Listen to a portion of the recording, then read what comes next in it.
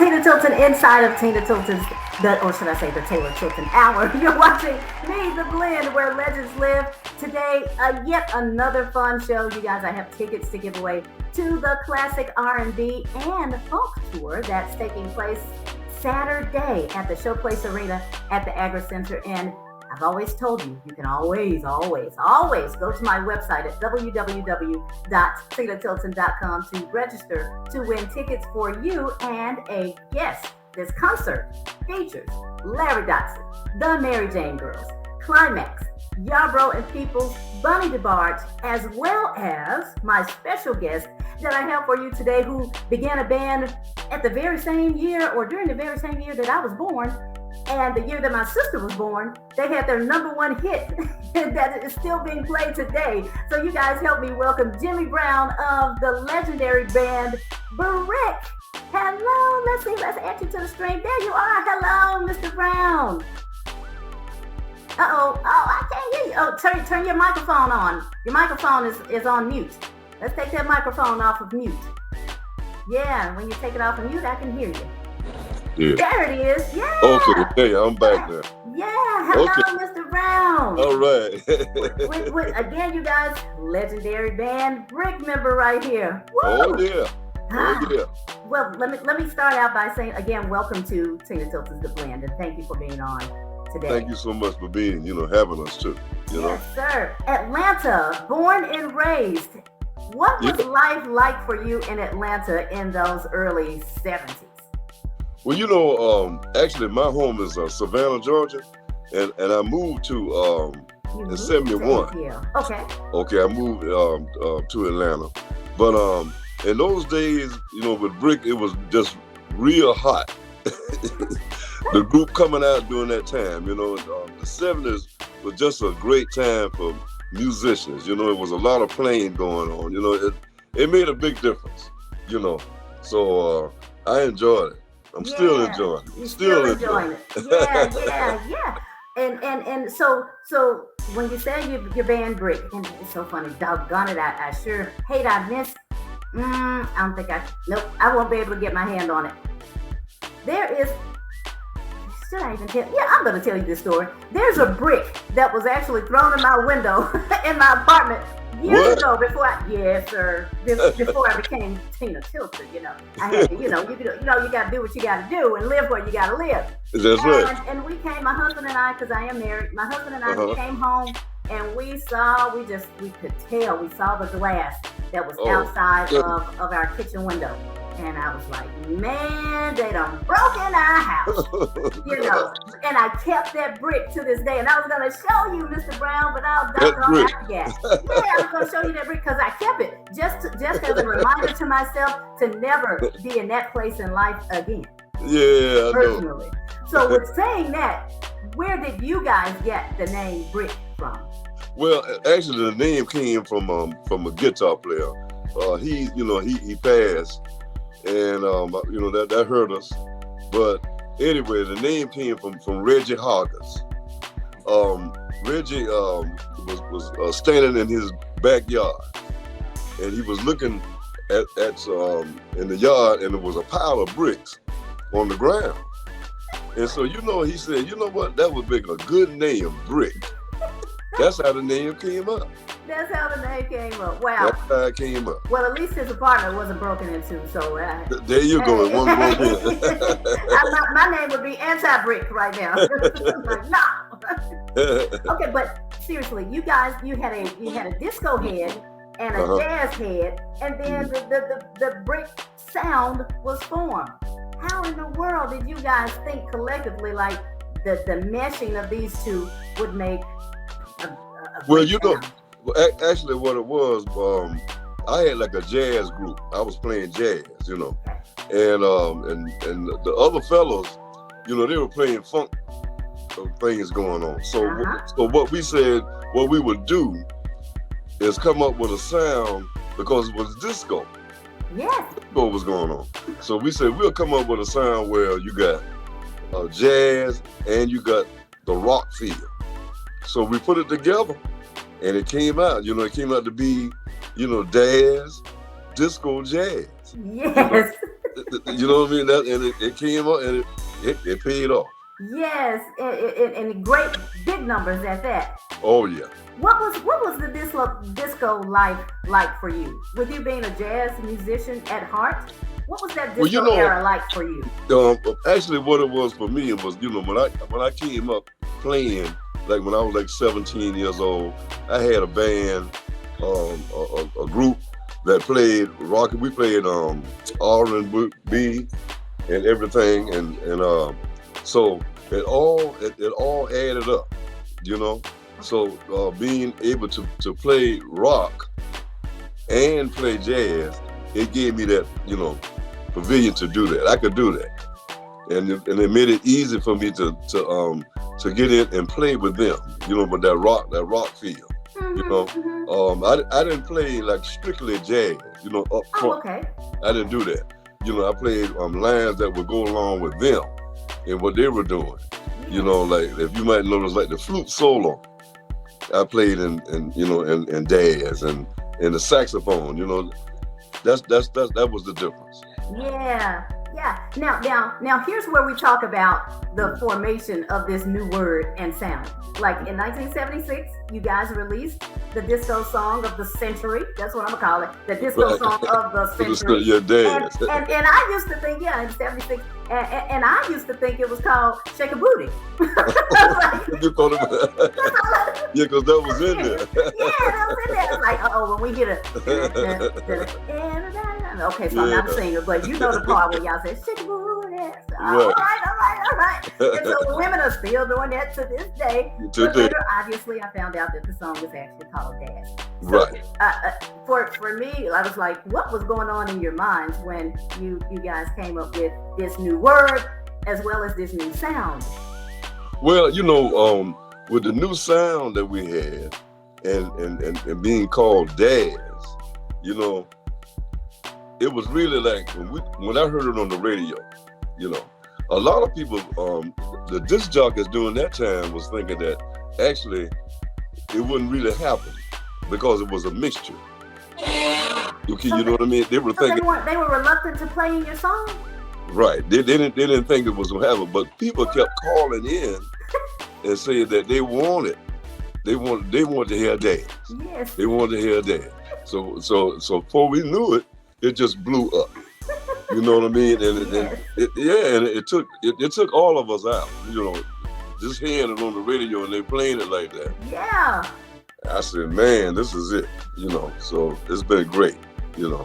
But I mean, you guys have been able to basically ride that song all the way into 2022. Like here we are. Look here, that's right. That's over 40 some years. Yeah. And it's still actually that's like 4 generations. Yes, it is. Of people, and they're still into it today, and they still love dance. Mm-hmm. Yes. Because when we hear that hook, I mean, all it takes is those first few chords, and it's like, oh, I know what this is. And then I know what it is. Somebody and you just doing something, serving on a disco dancer. But oh my goodness, ain't gonna hurt nobody. Okay, 1978 hit. If I can recall correctly, Kid and Play used this song in the House Party movie. Yeah, they did. All right, okay. They used that. How did this come about? Okay, that song was actually written by Reggie Hoggins. He wrote the song, and Reggie was a great writer, So Reggie came up with "Ain't Gonna Hurt Nobody," and before we knew it, that jumped off. It was big, Now Reggie is the same one that came up with the band's name, Brick, right?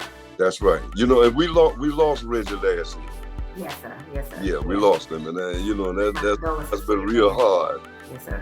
Yeah, that's been a hard thing, but do you know how he came up with the song "Ain't Gonna Hurt Nobody"? Where was he? What was he thinking then? Was he in somebody else's backyard? No, he wasn't nobody's backyard. Nobody's backyard at that time. I think it actually came from the studio. The name came up when we were actually in the studio. Yes, sir. And somebody said the track came up, and just said, you know what? Ain't gonna hurt nobody. That would be good to put to that track, and it fit. Man. You know what I mean? That's one of the thing how music is like that. Well, how did Kid and Play get a hold to it then and said, you know what, I want to use this song for my movie? They wanted to. They wanted to do that, Kid and Play. They did it, and there was some other acts and some other shows that we did, they want that song, Don't hurt nobody to get on down. Yes.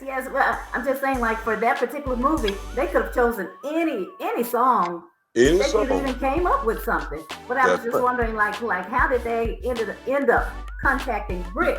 Right, they did. Hey, That's right. That's what they did. I guess that was what they felt. Okay, yeah. That's what that is. They felt that it ain't gonna hurt nobody to get on down today. You know what? You know what? Back in the day too, there were a lot of house parties, though, weren't there? Yeah. Yeah, a lot of house parties. Yeah, a lot of my house mom used to tell me about rent parties. So they threw parties to pay rent.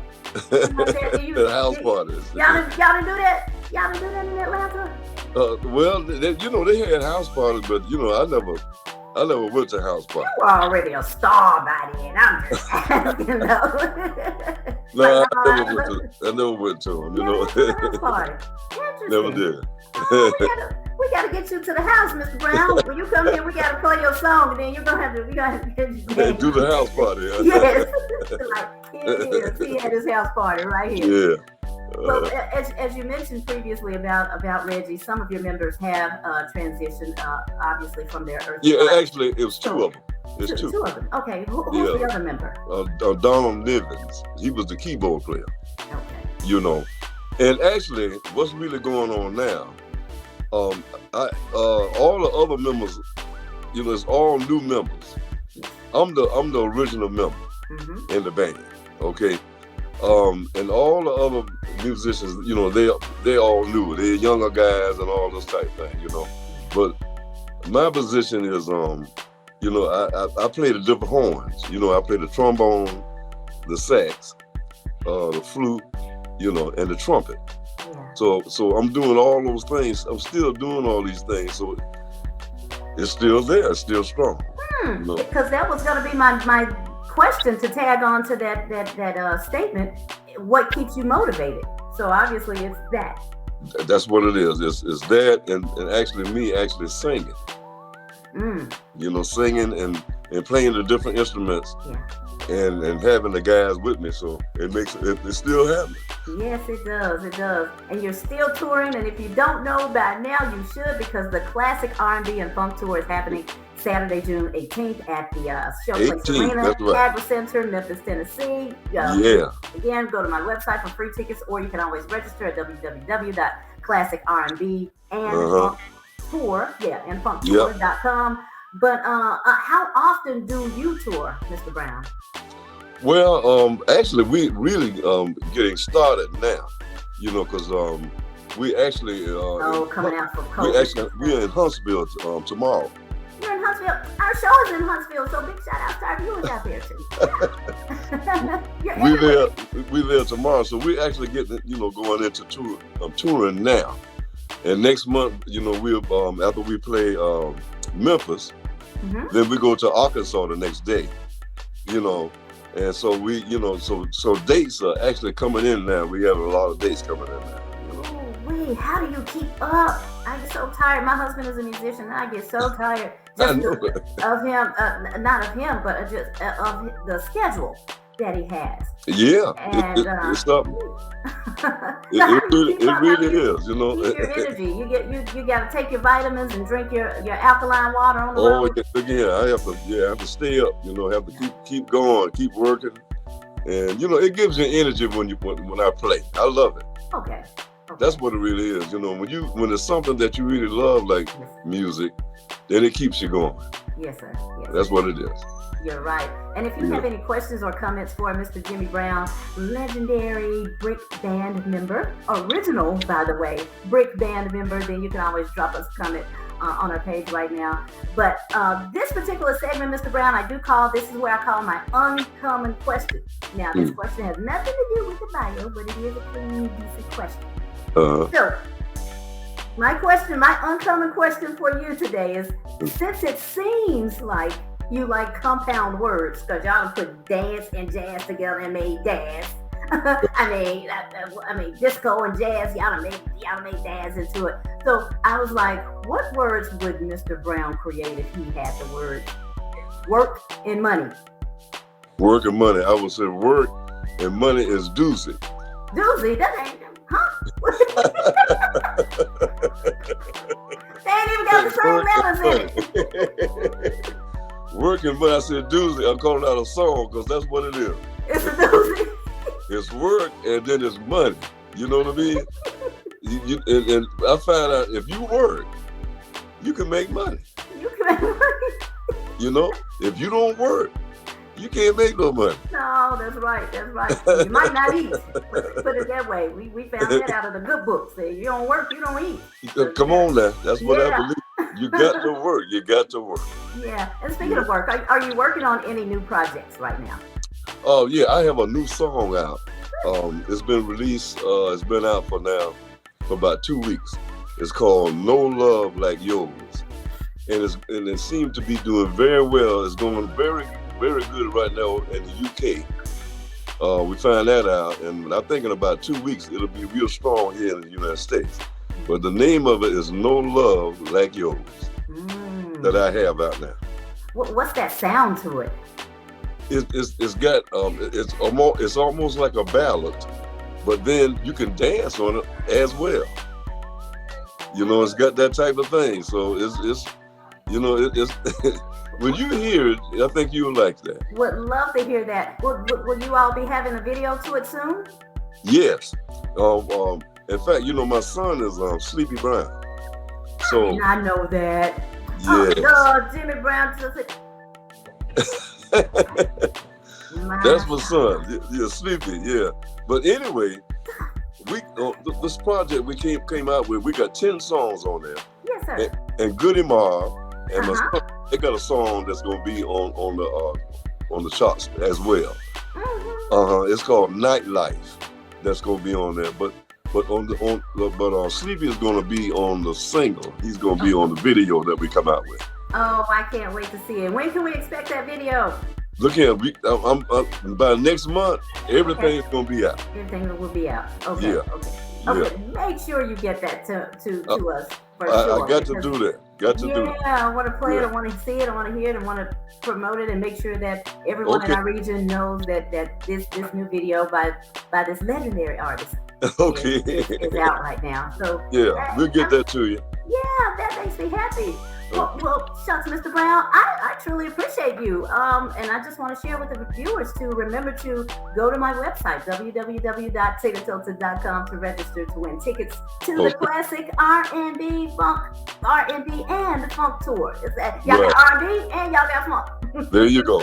That's right. It's happening Saturday, June 18th at the Showplace Arena at the Agri Center, featuring my very special guest right here, Mr. Jimmy Brown of Brick, as well as Larry Dotson, as well as the Mary Jane Girls, as well as Climax, as well as Buddy DeBarge and Yarbrough and Peoples. And you can also purchase those tickets, you guys, seriously, by going to www.classicrnbandfunktour.com. It'll be at the bottom of the screen.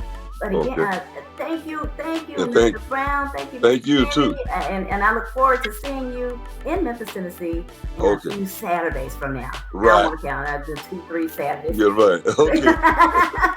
Yes, sir. Okay. Thank you. All right. Thank you. Thank you for watching. Bye-bye. Bye-bye.